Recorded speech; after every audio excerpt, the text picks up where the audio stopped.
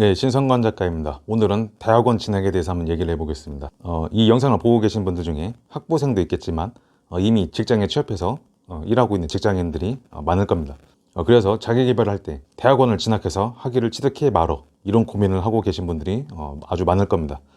오늘 이 영상에서 가려운 부분을 한번 긁어드리겠습니다.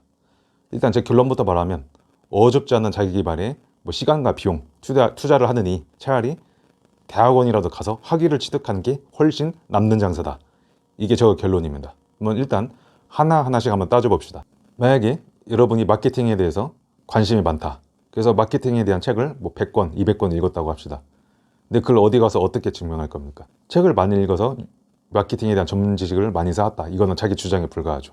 근데 자기가 대학원에 진학해서 하다못해 MBA라도 취득해 두면 자기가 그 분야에 전문성이 있다고 크게 어필하지 않아도 보통 사람들보다 전문성이 있는 걸로 제도적으로 간주가 되는 거죠.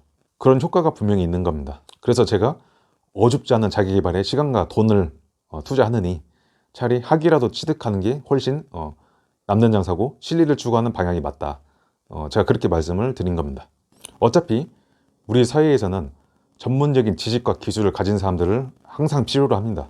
이 사회가 어떤 사람이 지식과 기술을 가졌냐, 전문성을 가졌냐, 이걸 판단할 때 보는 게 세 가지가 있습니다. 첫째는 경력, 두 번째는 전문직 자격증, 세 번째가 바로 학위입니다. 하나하나씩 한번 따져봅시다. 경력으로는 경력력을 확보하기가 어렵습니다. 왜냐하면 누구나 갖고 있기 때문이죠. 어느 분야에서 얼마나 일해봤냐. 근데 그거는 누구나 취업하면은 경력은 생기는 겁니다. 그래서 경력만으로 다른 사람을 제치고 경쟁력을 확보하기는 어렵습니다.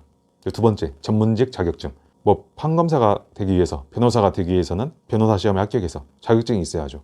세무사도 마찬가지고, 약사도 마찬가지고, 의사도 면허가 있어야 됩니다.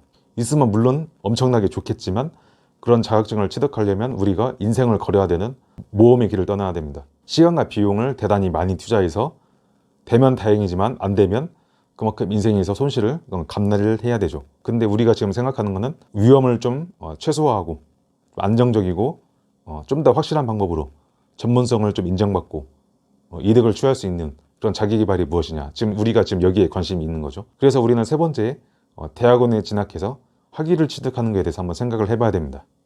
요즘 석사, 박사 너무 넘쳐난다. 그래서 따봤자 의미가 없을 것이다. 말은 그렇게 하지만 실제로는 다릅니다. 석사학위, 박사학위가 가지고 있는 무게는 아직도 효용이 있습니다.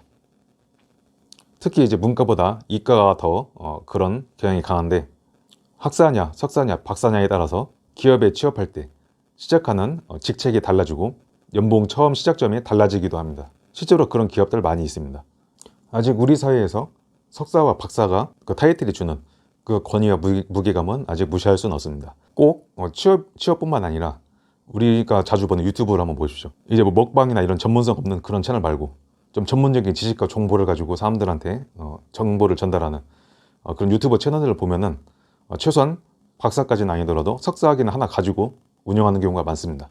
또 우리 주변에 강의하는 강사들 이런 사람들을 보면 웬만해선 석사학위라도 하나 가지고 강의를 하죠. 석사, 박사 넘쳐나서 따봤자 의미 없다라고는 하지만 실제로 있고 없고의 차이가 있는 겁니다.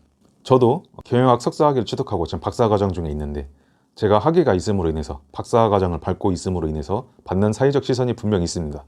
박사과정을 밟고 있기 때문에 대단히 경영학에 대해서 좀 더 상세한 지식을 갖고 있을 걸로 이렇게 인식이 되고 있죠. 또 그런 사람들의 기대에 부응하고자 노력을 하게 되고 그러다 보면 진짜 전문가가 되어 있는 거죠. 마지막으로 대학원에 진학할 거면, 기왕에 갈 거면 1년이라도 빨리 가기 바랍니다. 똑같은 학교에서 똑같은 학위를 취득하더라도 30대에 박사학위를 취득하는 것, 50대에 박사학위를 취득하는 것은 차이가 매우 큽니다. 30대, 40대 초반 이런 사람들이 박사학위를 취득하면 앞으로 사회생활을 창창하게 해야 되기 때문에 박사학위를 이용해서 겸임교수가 된다든가 아니면은 승진할 때 어떤 혜택을 본다든가 아니면 박사님으로 어디에 초청돼서 강연을 해서 자기 어떻게 보면 인지도를 좀 높인다거나 이런 식으로 이제 사회적 가치를 창출할 수 있죠. 근데 나이가 50이 넘어서 박사학위를 취득했다. 그럼 이제 남아있는 여생이 많지 않기 때문에 박사학위를 활용해서 만들어낼 수 있는 사회적 기회가 많이 없죠. 그렇기 때문에 대학원을 가기로 마음을 먹었다면 최대한 나이가 한 살이라도 젊을 때 가서 취득하는 것이 낫다. 저는 그렇게 말씀드립니다. 그리고 취업이 급한 분들은 취업을 하고 직장에서 뭐 한 1, 2년 동안 업무에 익숙해지면 그때 뭐 석사를 받는다든가 박사를 받는다든가 그렇게 하시면 되는 겁니다. 다 직장 다니면서 석사, 박사 따는 사람들 굉장히 많습니다. 누구나 다 할 수 있습니다. 자기가 MZ세대라면 대학원에 진학하는 것을 더 저는 추천드립니다. 왜냐하면 MZ세대 중에 요즘 대학원에 진학하는 사람들이 별로 없습니다. 이제 취업난에 시달리고 일자리가 이제 구하기가 쉽지 않기 때문에 대학원에 가서 공부를 한다든가 이런 명분보다도 취업을 빨리 해서 돈을 벌고 모으고 하는 이런 좀 더 실용적인 측면에 이제 젊은이들이 더 관심이 있죠.